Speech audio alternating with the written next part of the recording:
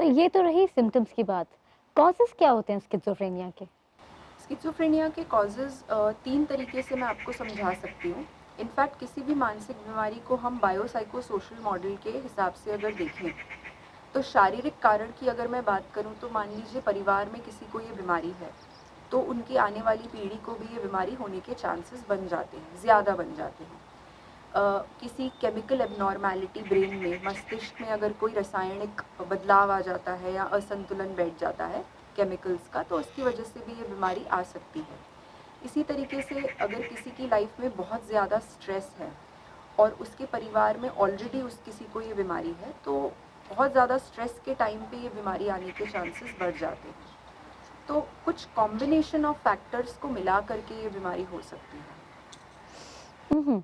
तो फिर इसका ट्रीटमेंट क्या दवाइयों के थ्रू है? कैसे होता है इसका ट्रीटमेंट? अगर ट्रीटमेंट की बात करें तो वो भी ये 3 फैक्टर्स के बेसिस पर ही डिसाइड होता है।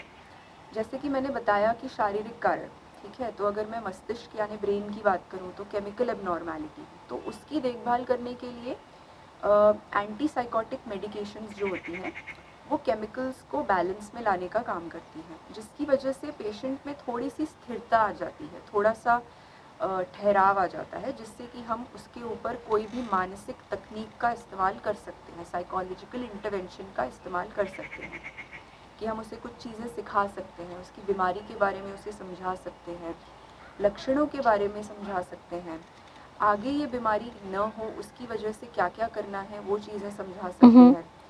बिल्कुल इसी तरीके से कुछ सोशल इंटरवेंशंस भी होते हैं, जिसमें कि साइको सोशल इश्यूज़ जैसे पारिवारिक परेशानी, जॉब का न मिलना, क्योंकि इस बीमारी में जैसा कि मैंने पहले बताया, कुछ स्किल्स का लॉस हो जाता है।